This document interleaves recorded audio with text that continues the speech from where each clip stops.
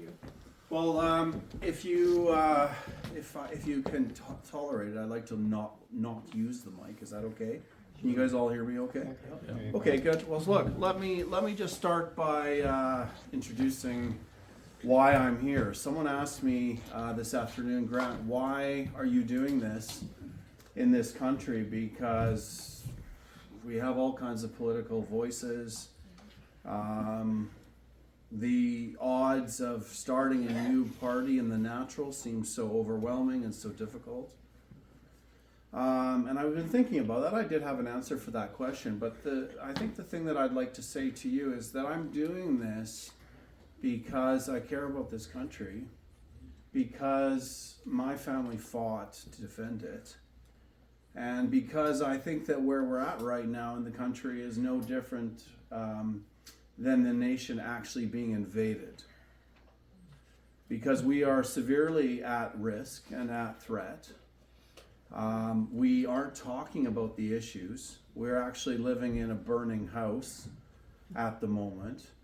And the eternal challenge that I have as I speak to Canadians across this country in this last 2.5 years is helping them to see and to connect some of the dots that exist in relation to why the house is burning and what's gone on in relation to the problems that we're seeing now. And you know, I often start when I'm speaking just by reading a passage that is from a speech from Stephen Harper that he gave in 2003, just as he was coming into power.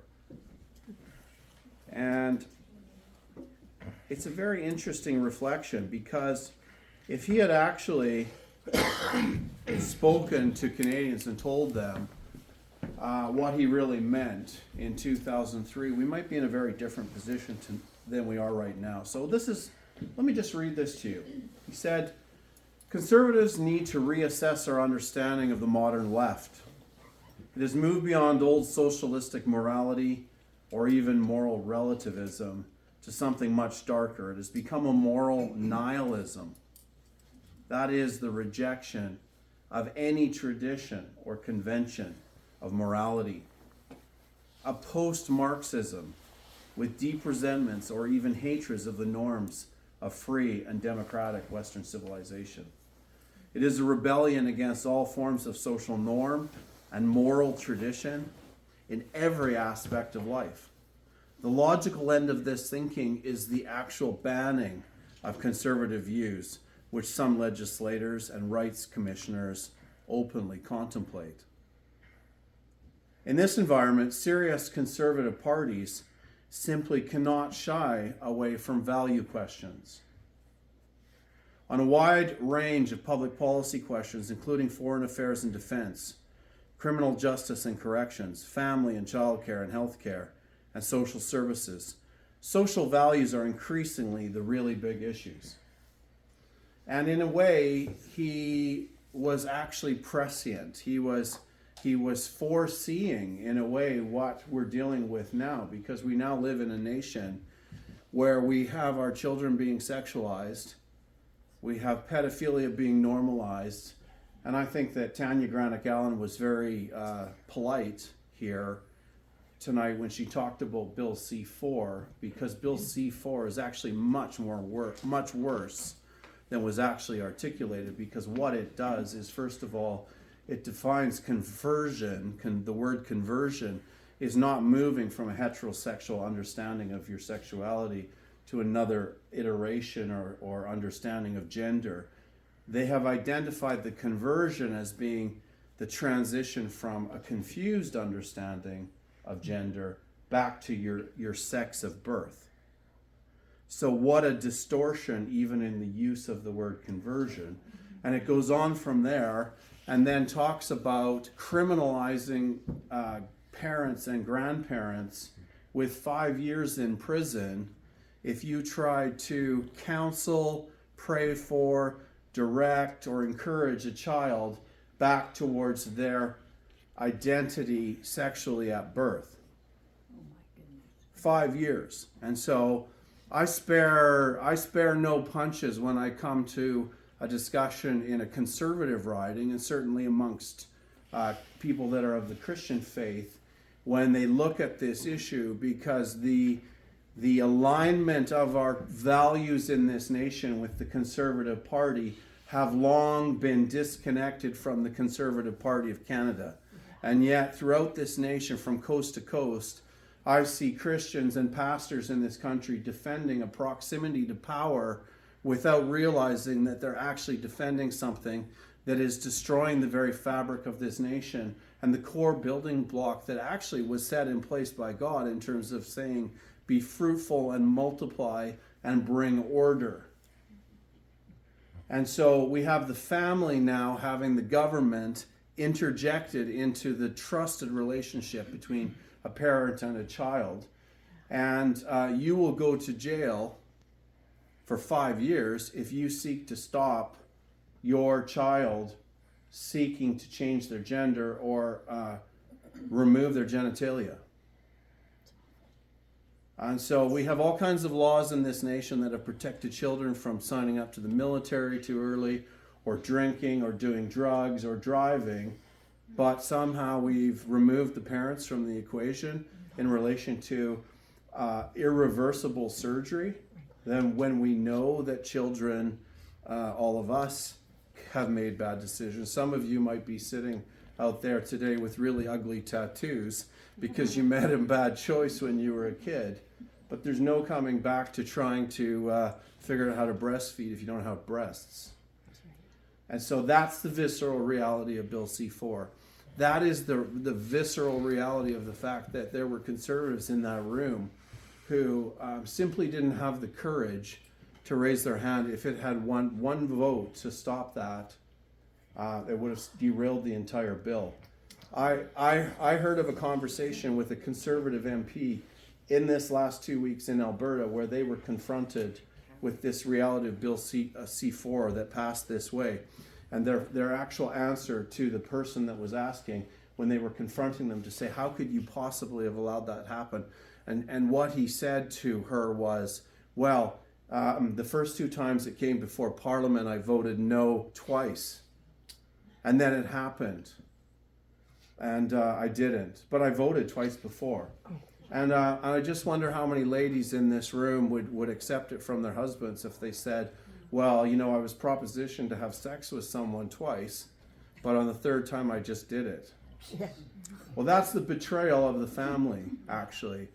And I say that in a sense to actually to shock you a little bit, to say, you know what, that is the reality, and we need to look at that in terms of our country, because that's how scary the situation is. And so I always have these conversations, because we can talk about economics, we can talk about inflation, we can talk about how our military is defanged, we can talk about gun rights, but unless we actually have, as Stephen Harper said, a discussion about values, we're not actually talking about the real issues. And the challenge is actually in Canada that we have allowed our value framework to be unplugged from the supremacy of God and the rule of law. And sometimes when I'm in rooms that are a lot less friendly than this one, people say, I don't want to talk about the supremacy of God. I don't want anything to do with God in terms of our conversation. And I say to them, tell me this, friend. I said, are you more free when we've moved away from an understanding of supremacy of God in our nation, or less free? Because 10 years ago or 20 years ago, when we had a better understanding of our value framework actually being plugged in to the supremacy of God that shaped the moral value framework, that shaped the rule of law, that ran our justice system, we were a lot more free. And so what I say to every room full of people, if I cover this conversation in Canada, I'll say to them, you know what? The supremacy of God relates to the God of Abraham, Isaac, and Jacob. This country is a Christian-rooted nation. Its bedrock values are of the Judeo-Christian orientation. And what you need to know about the God of Abraham and Isaac and Jacob is that he gives us the right to freely not choose him. So you're free to be whatever you want or think whatever you want, but understand the root system of that freedom is that God that says you can be free not to choose. And that's as far as I ever have to go in a discussion about civil liberties or rights in this country. Our challenge now in the country is that we have lost the ability to have a structure of thought that allows us to say no to things. And this is one of the challenges with just libertarianism, because libertarianism is the logic, and I think the best example of that for me was the PPC candidate that ran in Ottawa in 2021, who ran on a platform of freedom while he was designing the ArriveCan app to put every Canadian in bondage that hadn't taken the vaccine. So when you actually process through what libertarianism means, it means really the deification of self, or the centralized focus on self. It's clearly rooted in a humanistic framework, which is the denial of God. And sometimes people ask me, why didn't you do this inside the People's Party of Canada? And I say, because how do you fight against darkness inside a house that denies the existence of the source of light? And so what Stephen Harper was really saying here, without using highly moralistic, he used these moralistic terms like moral nihilism. And do we really use that language in everyday speech? We don't. I went and looked it up.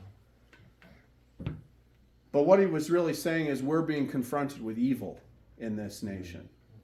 And it's destroying the fabric of our country. It's destroying the fabric of our families. It's coming in between parents. It has a hatred of the value system that built this country, even in a democratic sense. Spiritual leaders in this country, people that care about this nation, I want to flag this and let you think about it, see and think about it and talk about it. We may have had a very different response, and 22 years later, we're now looking at this context with the sexualization of our children and the normalization of pedophilia. They don't even like the term pedophile anymore. They want to call it a minor attracted person. And that's so that it can be acceptable and okay, So that's kind of our challenge in the country. And this is where I find myself in this discussion, wanting to engage with Canadians to say, we actually need to go deeper. We can't just talk about the symptoms. We can't just say, well, what about, we have housing prices, we have inflation, we have a Canadian dollar that's deteriorating. It's deteriorating because the government that we have in power has an agenda to see the country deconstructed. Okay, now we're feeling the deconstruction of the nation, but the surprise for us when we talk is that Justin Trudeau actually told us that his agenda was to turn us into a post-nation state. And in order to do that, he has to break our resilience off us as a people, our independence of mind, our ability to actually create wealth for ourselves, and make us codependent on the government. Exactly. And the whole agenda has been to replace the understanding of where God sits in relation to government and turn it around so we actually have a dependency on the government instead of understanding that there's a dependency on God if you choose to believe in God. And that has been the trick and the shell game that has been going on. And I don't very often talk too much about the Liberals because I think, there's a lot of the people that I talk to already don't like the Liberals. But you must look at the evidence that the Liberals are engaging Canadians with. First of all, they said Canada's going to be the first post-nation state, which means removing democracy and moving us to a global governance.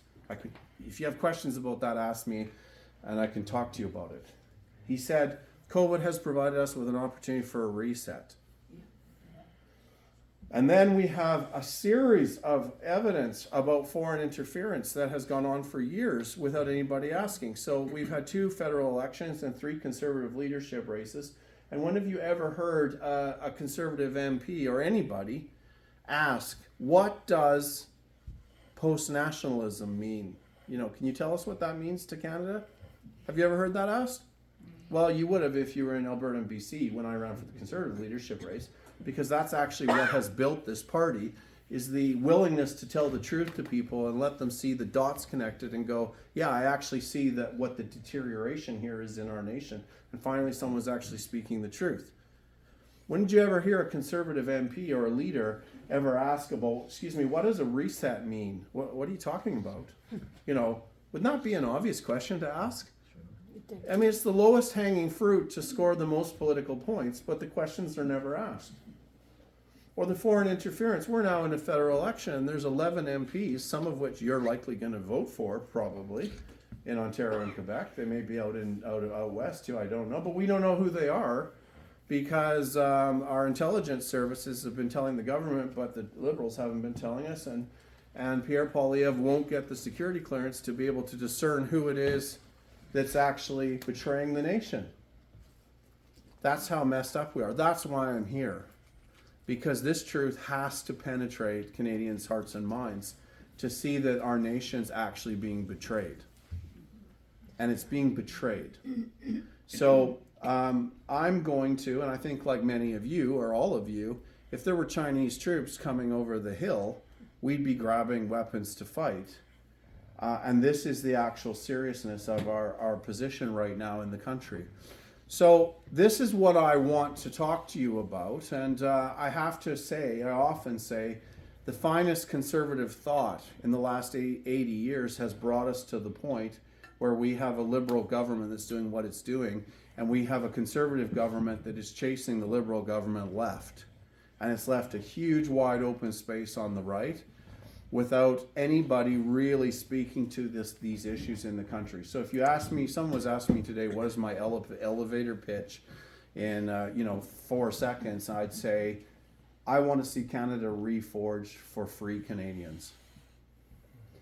And that's exactly where we're at in this country, because a lot of Canadians don't actually know they're in prison. And what we need to know is that the free Canadians can think through and respond intelligently in the democratic process that we have left. The other thing that I like to talk about with rooms full of people like this is that we have to realize that our situation in Canada now is not just about Canadian politics, it's about geopolitics. Our politics are now a subset of a geopolitical reality. And what I mean by that is this. First of all, we have our own government that's telling us we're going to be something other than what we understood us to be. And we've never consented or agreed to that. I've just commented on that in terms of what post-nationalism means. Then we have a United States president who is saying to Canada, you will become the 51st state, and he's asking us to clean up fentanyl, human trafficking, and our border. And we have a liberal government that basically responds to that by saying we're going to have a trade war and have retaliatory tariffs, and they kind of had this tokenistic discussion about some crime, stopping some crime. But President Trump's not talking about a suitcase or a satchel full of fentanyl going across the border. He's talking about drug labs, farms up the inlets on the BC coast. He's talking about money laundering through Toronto, Montreal. And he's talking about sea cans being shipped from Vancouver, sea cans of drugs. And using our banks, Toronto and in Vancouver, to money launder this. If you look at the news in November, you'll see that the Toronto Dominion Bank was fined $4 billion for money laundering. Before that, the director of the Toronto Dominion Bank had quietly resigned, and then that news came out after about 3 weeks. I asked the question, what was the money for? What were they laundering? Right. And we have never heard that, but I'm guessing it's fentanyl and human trafficking. And when we're talking about human trafficking, we're not just talking about adult women being traded for sex. We're talking about children. And I challenge you, listen to the National Citizens Inquiry evidence that was delivered in Edmonton about 2 weeks ago. There was a gentleman called Elijah Lemon, who is a Native man who has really taken a life commitment. He has learned how to identify when vulnerable women have been targeted by social services or child protective services in this country. And he knows the cues that reveal when they're coming into the system.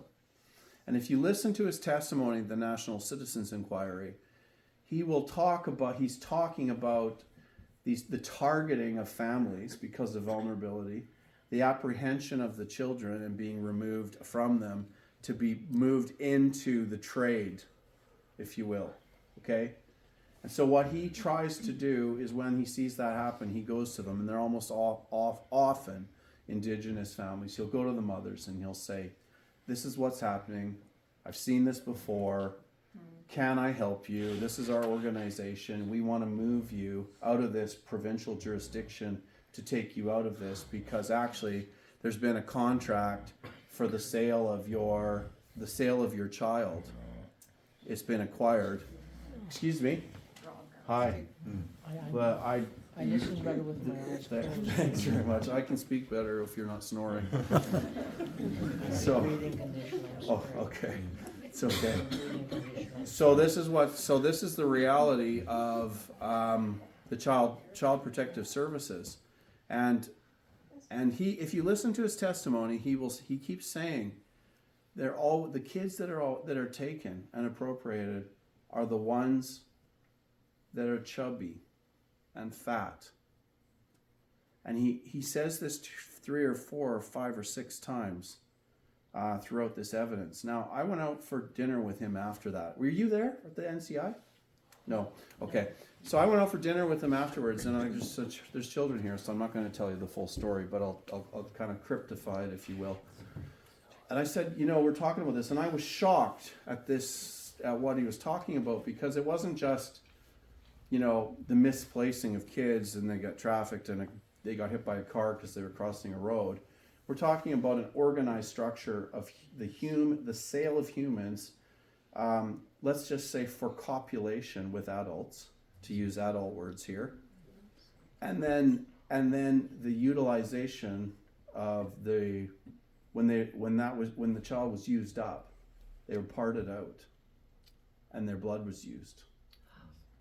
That's what he's talking about, and that's what he told me. So we think we live in this little sanitized Canada where, it's not that bad. That's horrific. It is horrific. And so when President Trump comes to this nation, and this is part of the geopolitics, when President Trump comes to this nation, he's saying, clean up your backyard. Because you're bad neighbors. You're allowing organized crime to function. Clean up your backyard, because we don't want to see human trafficking coming. And I know that everyday Canadians in this country don't want to see that either. And so I was definitively surprised when I saw the Conservative Party say that they're going to proceed with retaliatory tariffs too. So why would any conservative thinker not want to conserve the value of the parents, or peace, order, and good government, or the security of our border, or the protection of our children, or stopping the death cult in this country by stopping the production of fentanyl or its component parts coming into the country? Why wouldn't we want to see that happen? And yet we're moving into a trade war with a 10,000 pound gorilla that we'll never win with, because we refuse to actually deal with the problems that we should be cleaning up, because they're value issues that we resent anyways, not being fixed. So now, basically what's happening is President Trump is saying to Canada, that's a problem for me. There's other problems that you have in Canada too. Now, he hasn't said this, but I'm telling you, he's worried about the immigrants that are in this country that could be militarized and destabilize the country. He's worried, I know this from the Americans, that they are worried about the fact that we're hosting Chinese troops in this nation that are a destabilizing threat and perceived to be a destabilizing threat to the U.S. border. And the conversation is not about 10 or 50,000. I usually say 200. The Americans are convinced there's 500,000. And I tend to trust their intelligence, because I trust the men that are in those such situations because of the relationships that I've had with them now for 2 to 3 years. So President Trump is saying to Canada, not we want to beat the crap out of Canada. He's saying, you have a mess. I want to induce you to clean it up. And by the way, if you don't clean it up, I'm never going to have a post-national concept living at my northern border that is guided by the Chinese or a Soros-led World Economic Forum globalized threat, you will become Americans. That's the message to us. Yeah. It's not about destroying our nation. It's not about appropriating Canada because he's got an appetite for real estate. It's about shaking us into seeing what's actually going on. And unless we actually understand what's going on in our own country, we won't understand the real messaging with regard to his threats. Okay, so that's a geopolitical threat. Now, the other geopolitical threat is what is the roots behind the post-nationalism agenda? That's a UN agenda. We're already seeing it implemented through our WHO. We're seeing it implemented through UNDRIP, which is the United Nations Declaration on the Rights of Indigenous People. And that's a betrayal of our indigenous people in Canada, because what they're actually doing is they're setting up an arrangement where treaty land is transferred into the tribes on the condition that it's done under the framework of the United Nations Declaration on the Rights of Indigenous People.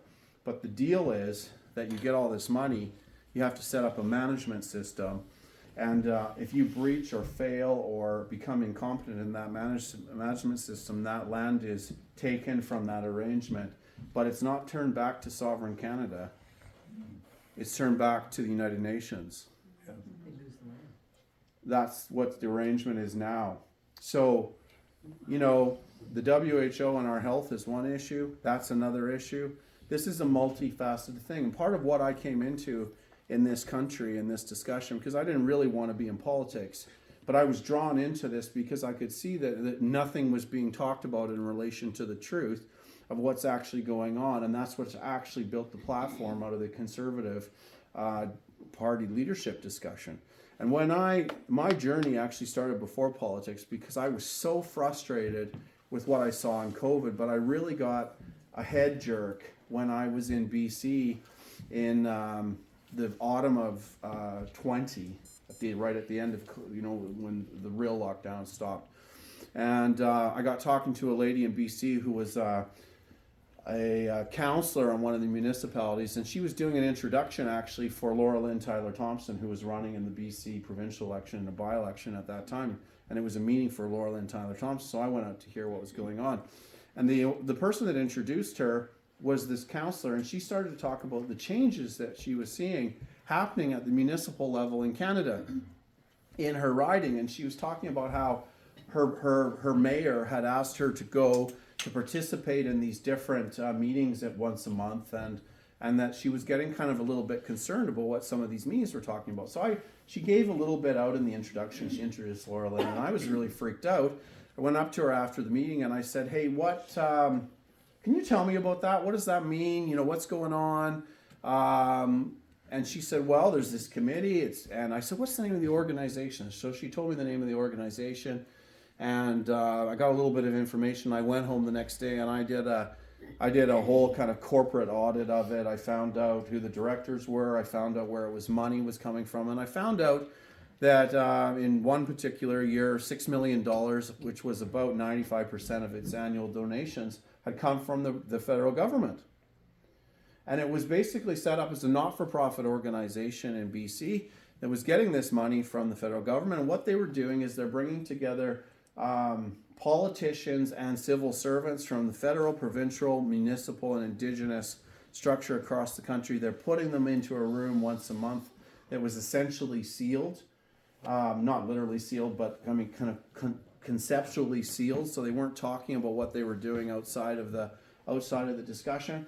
And they were basically working on figuring out how to implement Agenda 2030 into the family structure, into the understanding of justice, property, education, and work through how it is you think, because all of you have blind spots, so that they could design their thought positioning so that what they were trying to do with Agenda 30 would be palatable to you. Okay?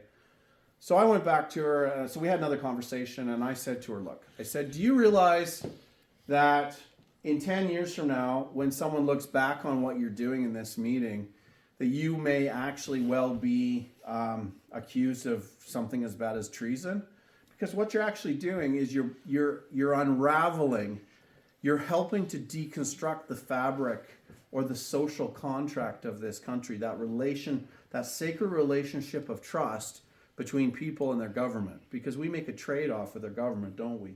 We give them the ability to kind of protect us as long as we can trust them, and that's what's been broken. And so I said to her, she says, yeah, I never thought about it like that. Like, I'm concerned about what I'm seeing. And I said to her, well, listen, would you smuggle out some of those documents for me? And she said, yeah. So the next meeting she went to, she smuggled out about 12 pages of these notes, and she gave them to me to read. And I read these notes, and I was really, really, really shocked, because the logic in them was tremendously insidious. Because it was basically working through redefining things that are a part of our value framework, like property, wealth, parental rights, health, our control of energy, both as a nation, a province, and as people. And it was all about moving to this collective agenda, the collectivization of human identity instead of the identity that we have as individuals with unalienable rights. So kind of stripping away, if you will, created in the image of God identity that has been the framework for what we are as citizens. And so I sat down and I wrote a thought paper, and I'll move through this really quickly. I wrote a thought paper out, basically, because I was so shocked at the language. I actually had to kind of write it out, break it down, and then kind of articulate what it was that they were doing. And when I finished that, I sent it out to a bunch of friends to read and to think about. And I ended up with 2 calls, one from the RCMP and CSIS, because they'd seen this paper, and the other one from some MPs from this committee called the NSICOP committee. The RCMP conversation was really interesting, because they came on, and they kind of came on heavy, because they were worried that I was actually acting as counsel for the whistleblower. And I said, no, actually, we're not. And the whistleblower wants to help. So do I. What do you need? And that kind of de-escalated everything. And we ended up having quite a conversation with them where they looked into it all. They came out and met us. They met the whistleblower. And this would have been spring of 21. We had a tremendous conversation. But the RCMP basically said to me, whenever the formal meeting had concluded, he said, look, so keep in mind, this is April 21. So he said, look, if you had come to us with this paper 6 or 7 years ago, and we've read here and talked about today, and based on what we're hearing with this committee of 52 people that are a shadow committee for the federal government that are working in BC without parliamentary scrutiny, your taxpayers' money is paying for this, okay? And they're working to undermine the entire intellectual framework of our nation that holds it together. So when you talk about the breakdown in health, or what's going on at the school board, or why the supremacy of God is under attack, and that's what this lady's talking about in terms of the governorship of the school board, it's happening because they're paying to have it cleverly broken into pieces and then broken apart. That's what's going on. Okay, so when the RCMP then said to me about this, he said, if you come to us 6 years ago with this, we'd have said you were crazy.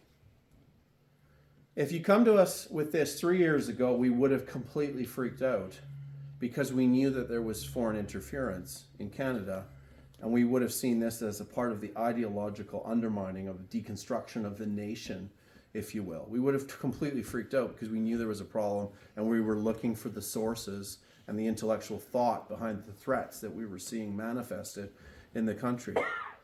But you're coming to us now with this, and there's so much foreign interference in the country, there's so much undermining going on, that the best that we can do is call this an intellectual or a philosophical paper,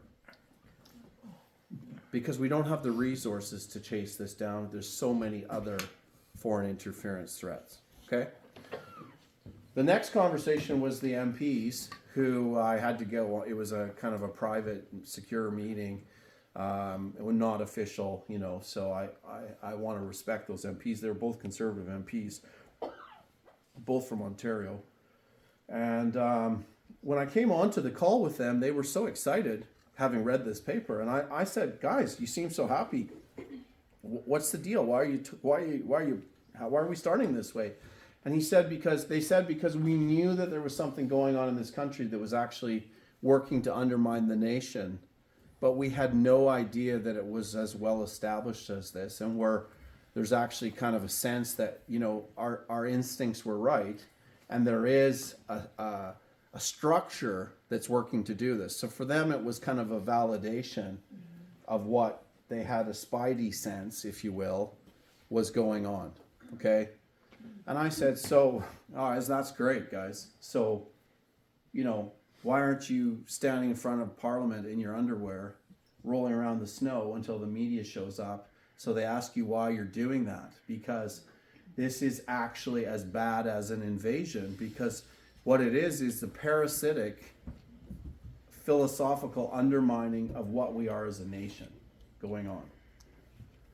And they kind of looked at me for about 10 long seconds and said to me, you know what?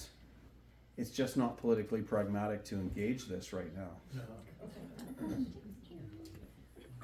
And that was before I got involved in politics, and I was just disgusted with this.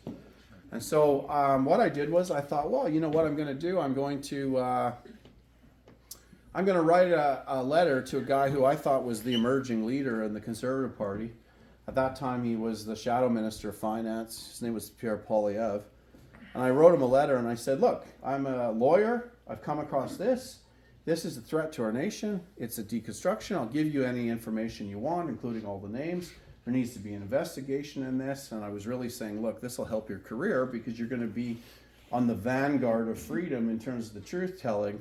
And he wrote me back. It took him about 3 weeks to write me back. And he wrote me back and he said, he basically said, Canadians need to get back to work so we can continue to build the values and systems that hold this country together.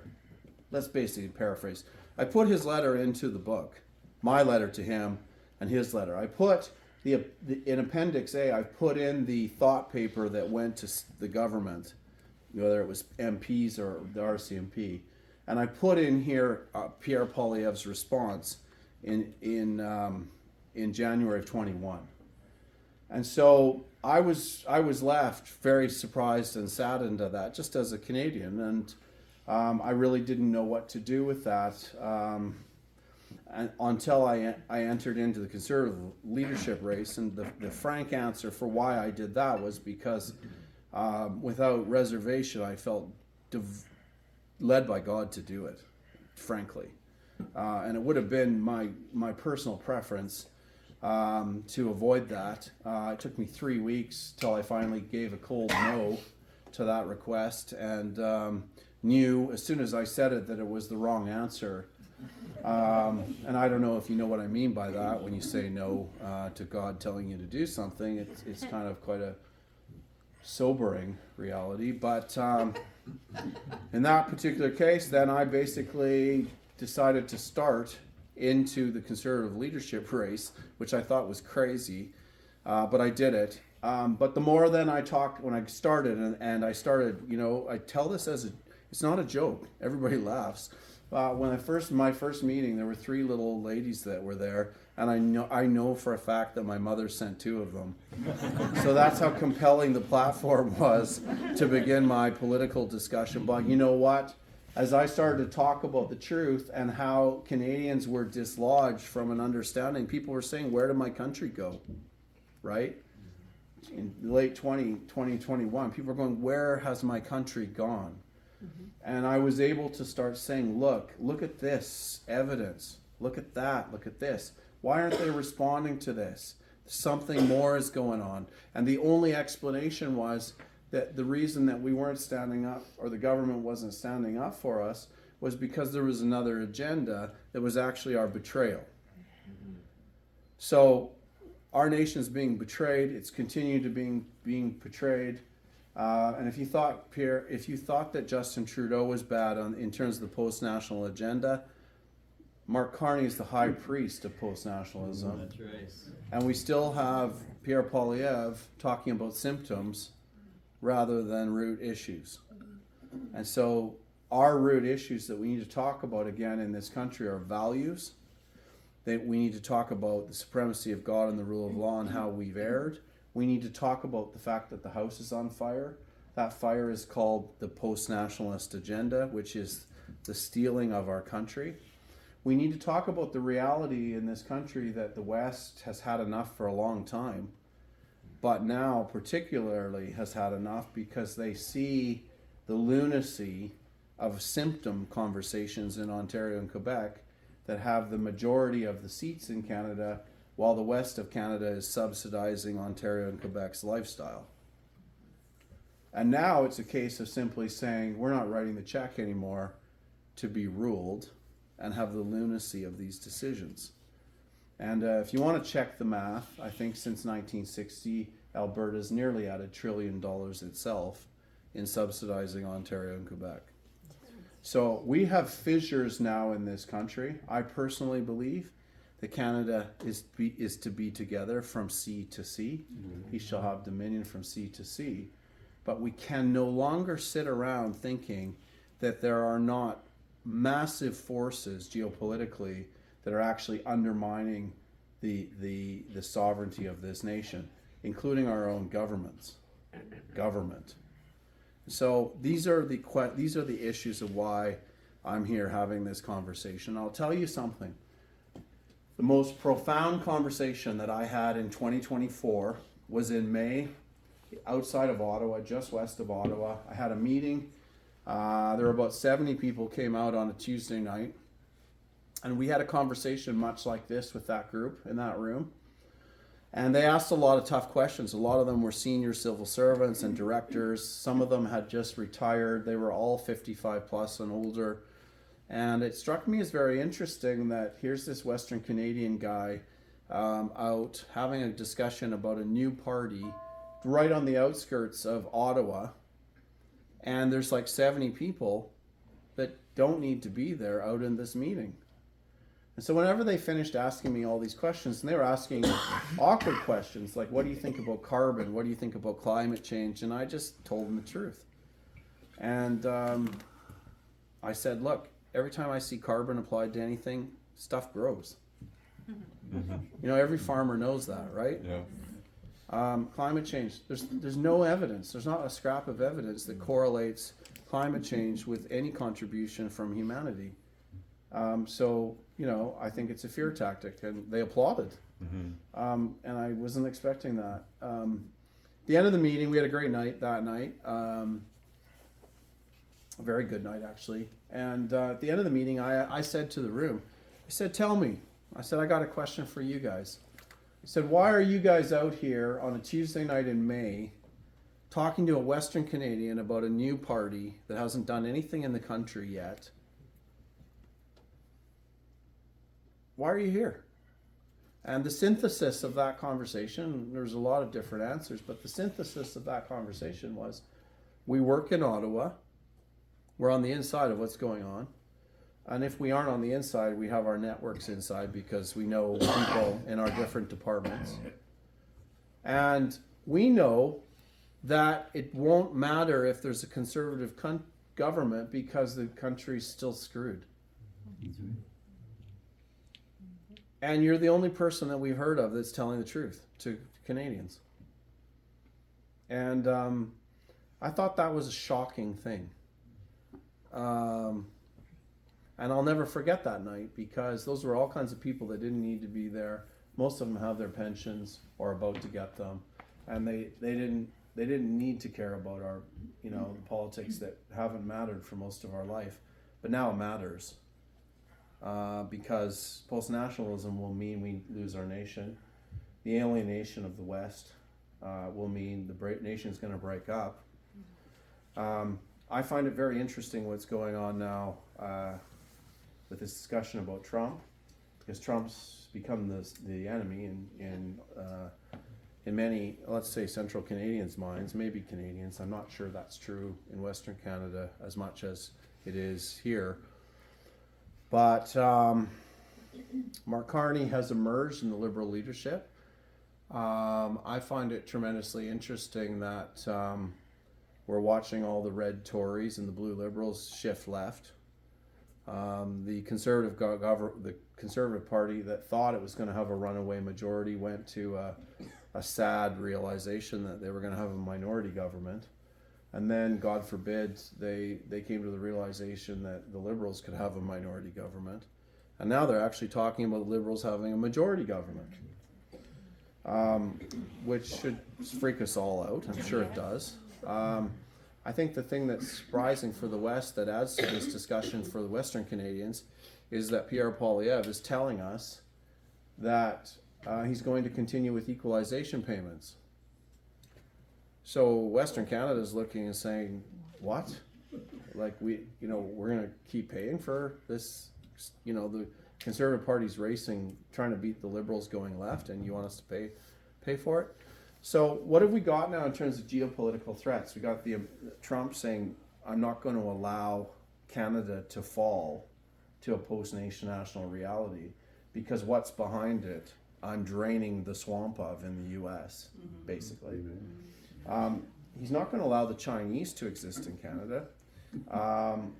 We've got our own post-nationalist agenda embedded in our two structures of government. And we've now got a Western Canada that is waking up to the fact that they're paying for the dysfunction. And also, if you want to go into some historic constitutional review, and I'll make this really fun and exciting, okay, instead of boring and legal. In 1931, there was a bill that was passed in London, England. And in short, it simply said, we're removing the crown from the domain of rule over the United Kingdom, over Canada. The Canadian people are free. The Canadian people are the sovereign in Canada. And the Canadian people will take their sovereignty as a people and move it into the structure of government within their provincial legislatures. Now, that's it. Not all of us our families were probably farming and running stores and fishing and cutting trees down. And none of us were really thinking about what London was doing in terms of constitutional reform in relation to how Canada worked instead of it being a colony. What that means is that we were given the freedom that we crave for now because we're seeing the country broken. And it was never presented to Canadians in any way that they could understand to form the kind of freedom that should have been formed in 1931 with what the Crown did. And so now this matters because we're really dealing with tyranny in our own government, and we're dealing with Western Canada that already has the impetus to say, we're done. We're done with this. And so what I'm doing now in this country is I'm saying to Canadians, there is a peaceful pathway here because we're under geopolitical stress all over the place, as I've just explained. We are a subset of a geopolitical game because Canada will not be allowed to be something other than us or Americans. It won't be post-national. And if you want to actually role play or game theory this discussion out, Trump's worried about his northern border being penetrated by what we're hosting in this country. And if he perceives that we're hosting something or there's a destabilizing threat from the northern border, any kinetic or hot war engagement is going to happen in Canada. And the reality is that we will become the Ukraine to the United States.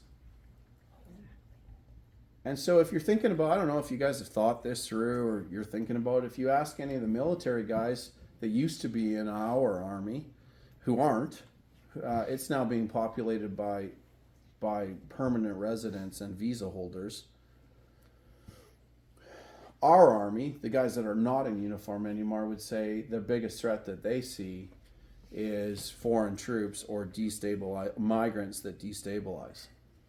So I guess what I want to do tonight is just say to you, there is an opportunity to reforge this country here that's being driven by the geopolitics that are pressurizing the country.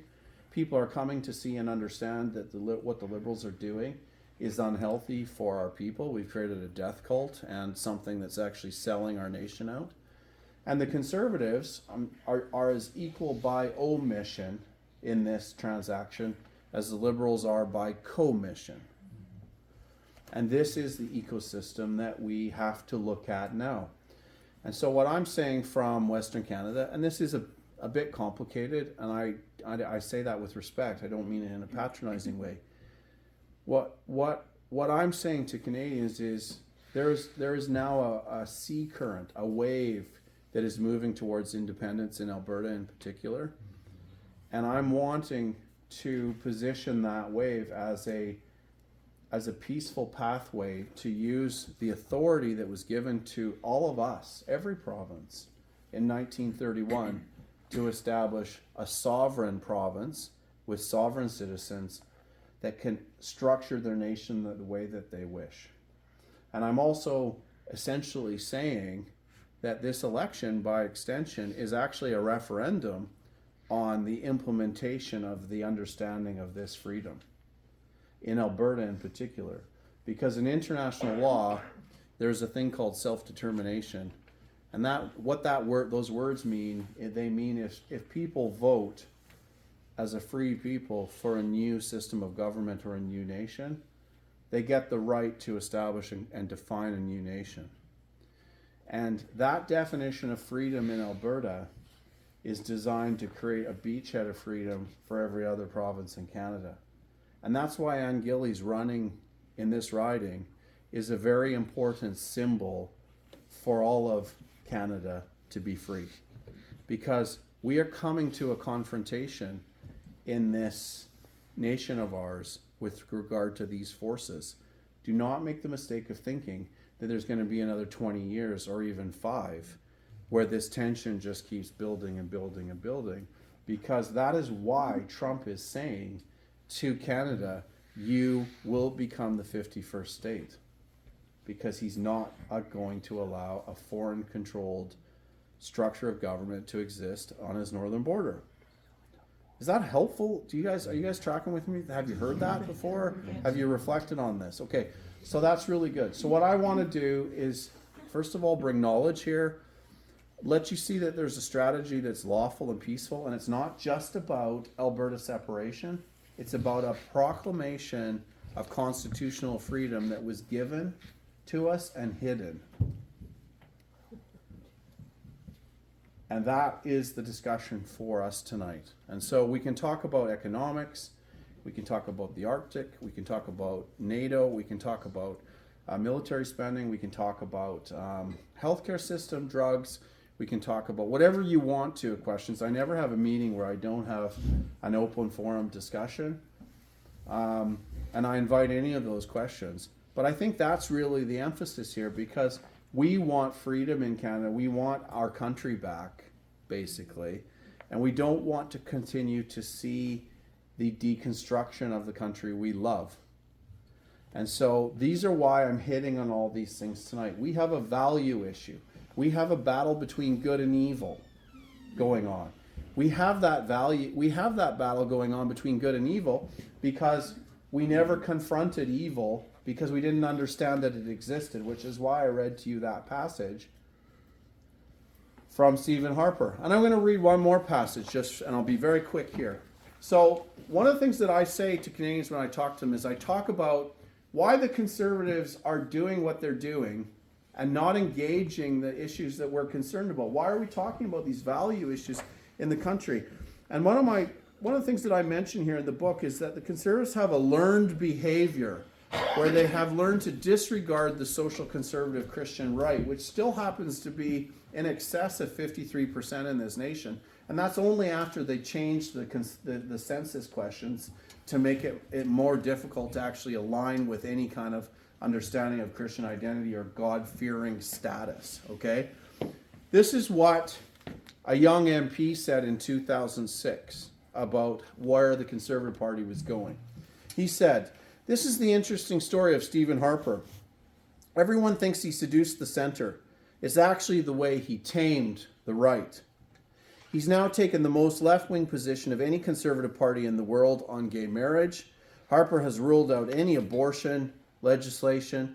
He has basically moved the party onto an agenda that is centrist and acceptable to mainstream people. And he's done it almost without a peep from the right, from the people who founded the Reform Party, who had made the bombastic and even embarrassing remarks that had come to typify the Reform era. All of these people have gone along with this swift centrist move while making almost no sounds at all while they were tamed. And you need to know that the young MP that said that in 2006 about the embarrassing and bombastic people that had values that actually helped to shape and birth the Conservative Party of Canada that exists right now was Pierre Poilievre. And so if you think that the social conservative values are going to be engaged because your local MP says we'll deal with it when we're in power, they certainly will not. And if you watch what's going on, especially in this last week or 10 days across the country, you'll see repetitive removals of social conservatives that have been running in leadership MP candidacy races to be the candidate in their ridings. So, you know what? And the evidence for this stuff is in here. I'm talking about, the linear laying out of the evidence so that people can see and understand what's going on in the country. And so what we are building as a party is a party for the people of Canada that is conservative, small c conservative in its values in terms of economic, fiscal conservatism. It has a social conservative arm that brings the social caring values that we want to see. We want to see the supremacy of God and the rule of law reestablished and defined, so that we can actually have conversations with forces that are in Canada right now. It's not good enough in Canada to say that we're opposed to anti-Semitism. We actually need to have a talk in Canada about the compatibility of our culture, values, and traditions with militant Islam. But we're afraid to do that, even though our flag's being burnt and there's chants around this country. I've watched them for a year and a half now, all across the country, where they're calling for the death of this nation. That they're calling for the death of this nation. So I'm not being I'm not scaremongering, and I'm not being Islamophobic. Some people might say that. I'm just saying that's the truth. Mm-hmm. We better start having those conversations because we need to identify what our nation is. And so this concept of this country not having any identity is rubbish. We do have an identity. We do have culture, values, and traditions. And what I'm here to do and to talk about in Ontario and contend for, in the same way that my family fought against Nazism and communism, if you will, is to fight against those forces in this format, because it's not really any different. It's the stripping of who you are as an identity, a person created in the image of God, and it's the removal of your ability to create and build wealth for you and your family and pass it on and have property. At its very core, that's what's being torn away from you. So unless you see that, you won't understand why this message is so important and why I seem super serious when I'm really a fun-loving guy. So I feel like I'm very heavy, but we got to wake up in this country, and I'm encouraged that you're all here because these conversations need to happen. And let me just say that I probably said enough. I'd like to take as much time as you. It's 8:30. We could take the time and answer the questions, any questions that you have in terms of strategy, the constitutional stuff, any of this stuff that I've talked about, whatever. Ask me. I'd love to hear it. Go ahead. Do you have candidates all across Canada? Not yet. Any? We do. Probably. How many? I'm gonna look there. It's all